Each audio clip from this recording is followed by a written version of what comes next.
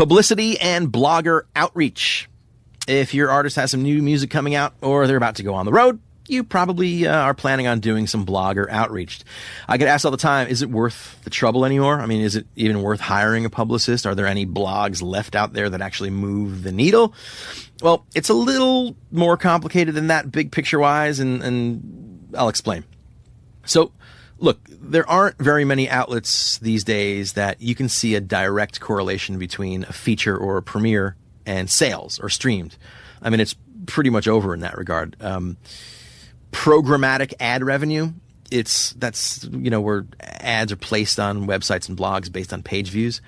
It's way down, which is why so many blogs wind up covering just like, the Drakes and the Biebers of the world, because those articles are automatically going to get more eyes than your indie act, who frankly nobody's aware of yet, right? But getting features and write-ups and having your artists do these Q&A sessions are still good for a few reasons, right? One, having them do the Q&As gives them practice for when they're going to be facing higher profile interviews down the road, right? Like same way as you'd want your act to play in small clubs and small markets to get their shit together, you want them to be able to have an intelligent conversation about their music before they're doing major market radio interviews, for example, right? Like you don't want them to walk into an interview and have them be, like a deer in headlights.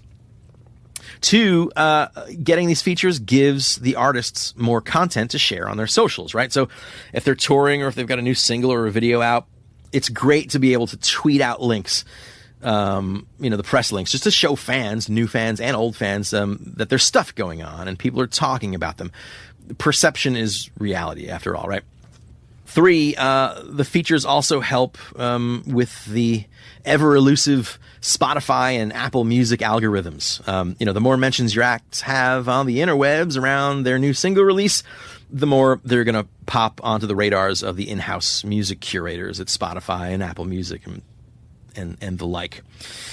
Four, look, if you're trying to book some tour dates, having a bunch of blog features about your band helps to fill up your little EPK that you're sending to the potential buyers. If you don't have much of a tour history in a particular market, showing them that there's lots of press, especially local press happening, is definitely going to help your pitch. So to summarize, it's still important to get some features on your artists out there online. Now, are you going to do it yourself or are you going to hire a company? It really depends, obviously, on your artist's budget, but also, how much time can you honestly commit to doing this outreach? Like, time is money, so what's your time worth? Would it benefit your life as a manager as well as the artists to outsource all these efforts to a publicist? Okay. I mean, conversations you need to have, with the band and with yourself. So let's talk about the route of hiring a publicist first. Okay. In my little list of music marketing all-stars, you can find some solid teams to hire there. But let's say, you're not into any of them. How do you find the right team? One idea, common sense, jump online and check out the About sections on the Facebook pages of artists who are similar to your act, who you've seen a lot of press on lately, right? Chances are the publicist is listed there. If not, check the official websites of the artists. Hopefully they've got it listed there. Another idea, just ask a colleague, who they've used, that they've had a good experience with. Or if you don't have other friends who are managers, maybe ask a record label friend. Or if you know a reputable blogger or a writer personally, see who they like getting pitches from. Because, hey, if the writers like them, that's what you're looking for anyway, right?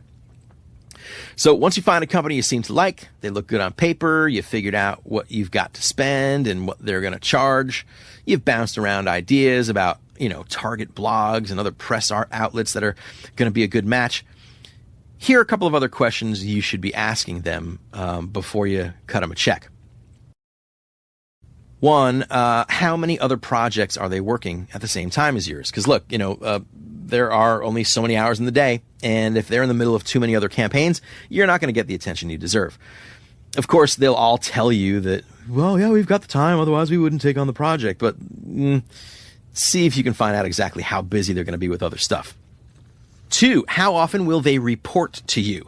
Now, this one's important because the minute you've got your artist cutting checks to people who are supposed to be out there generating press, the artist is going to be up your ass wondering what's going on. Why hasn't Pitchfork done an in-depth interview with us yet? That sort of stuff. So If you've got an antsy artist, a PR firm that's only going to send you monthly or twice monthly reports might not be the best fit, right? Like, regular communication is key. Even if they're just letting you know, hey, this week I hit up these blogs and these writers passed on doing any sort of coverage. At least you and the artist know that these guys are out there, on the streets, getting the material listened to.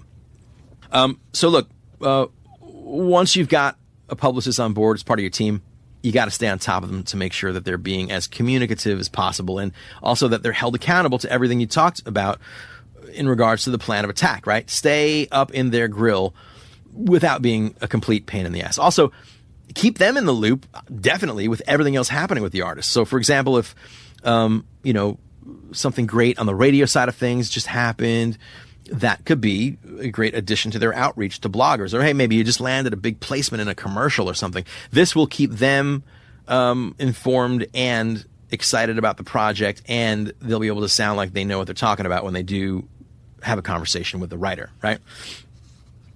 If you're going to go at this yourself, bless you for having that kind of time and patience, because gone are the days where you can just buy a list of blogger email addresses, shoot out a mass email with a press release, and expect any of them to respond. I mean, their inboxes are inundated all day long. And look, just like radio programmers, just like film and TV music supervisors, they're really only going to want to pay attention to correspondence from folks that they've got a personal relationship with. So it's going to be a lot of one-by-one personal notes, introducing yourself, introducing the act, with very specific reasons why, A, they need to be aware of your artist's new music or tour or whatever, and B, why they need to pay attention to it now. Like, what's the sense of urgency? Are you looking for press around a release date, or maybe the band is touring through the neck of the writer's woods, or maybe you just landed a great sync placement or an opening slot on a tour with a bigger act, and you're just hoping to garner some awareness around that. Have a reason you're reaching out other than just, hey, my band is putting this EP out next month. Like, okay, great, get in line, Use your best judgment in regards to the follow-ups here. I mean, you don't want to be a pest, but you do want to make sure they saw the first note.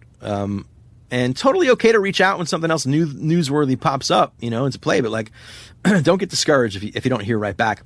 These writers, they have a lot of stuff coming at them all day long, 7 days a week. Most of them are just doing the writing and blogging as a side hustle or a passion project. And, no response doesn't necessarily mean they think your band's music isn't any good.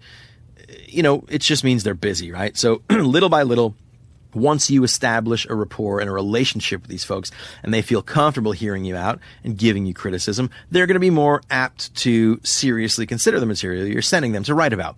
And again, good luck to you.